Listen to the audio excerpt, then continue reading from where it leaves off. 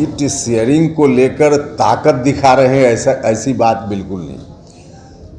अब इस बात को ध्यान में रखें तब तो कोई कार्यक्रम ही न करें, क्योंकि आगे सीट शेयरिंग है, पता नहीं उसका अर्थ निकल जाए यही कि सीट शेयरिंग के लिए हम संवैधानिक अधिकार परिसीमन सुधार महारैली कर रहे हैं और उसको सीट शेयरिंग से जोड़कर देख रहे हैं, तब तो हम कार्यक्रम ही न करें।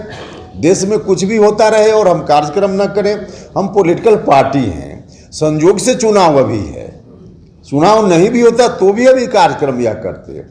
तो सीट शेयरिंग से जोड़कर कार्यक्रम और ताकत हम दिखा रहे हैं, इसको मत देखिए ना। जहाँ तक कितनी सीटों का सवाल है, हमने बार बार कहा है यह एनडीए के अंदर का मामला है, तो अंदर में हम बात करेंगे ना इस पर। अंदर में जो बात होगी वहाँ से जो तय होगा फिर हम आपको शेयर करेंगे। इस संदर्भ में अभी कोई बात नहीं हुई।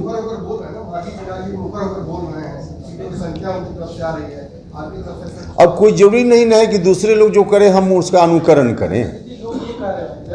जब आप कह रहे हैं कि परिसीमन की बात कर रहे हैं और कह रहे हैं कि उसके हिसाब से पार्टी आगे बढ़ाएंगे, तो लोग ये भी कह रहे हैं पॉलिटिकल मीडिया में कि आप भी वही राजनीतिक भाषा का इस्तेमाल कर रहे हैं जो महागठबंधन के नेता तेजस्वी यादव कर रहे हैं कि 65% जो आरक्षण की मियाद है उसको बढ़ाया जाए।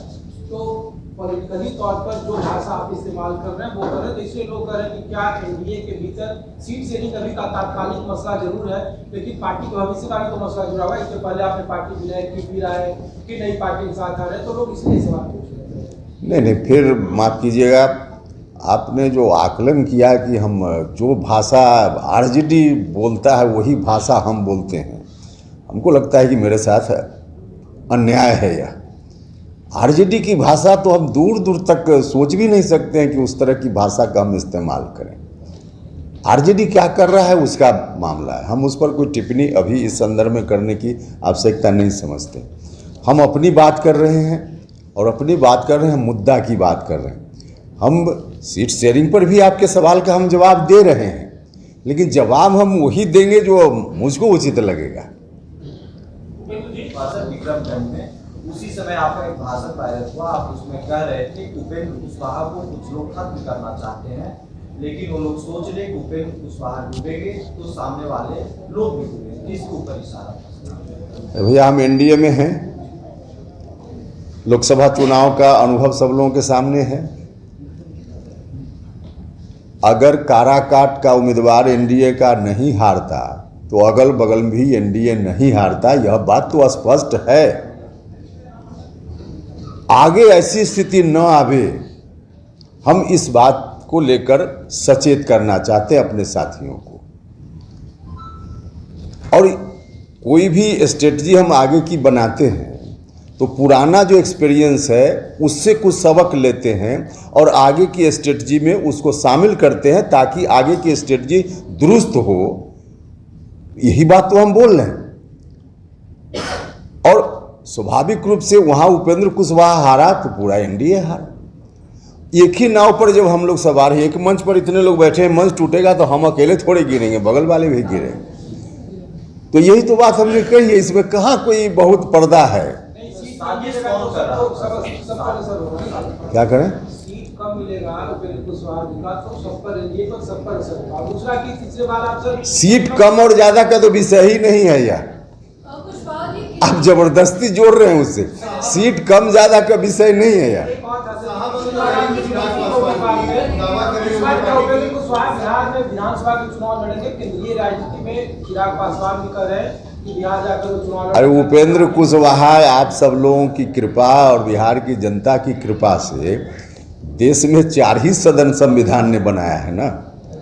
2 सदन दिल्ली में, 2 सदन राज्य में, तो चारों सदन में तो हो ही आए हैं, हम चल ही रहे हैं। तो हमको कहाँ चिंता है कि अब फिर विधानसभा लड़ने जाए। इसलिए हम हमारे और कोई आप कुछ पूछ रहे थे।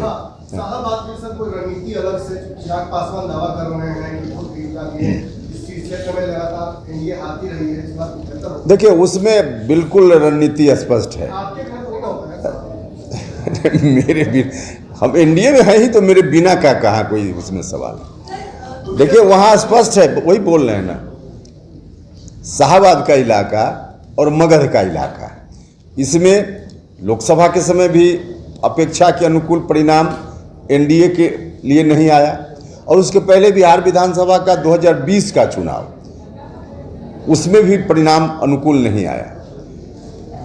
इसका एक ही कारण है, एनडीए का वोट जो वहाँ है इस इलाके में, उस वोट को एक साथ कीजिए तो उसके मुकाबले कहीं महागठबंधन नहीं टिकता है।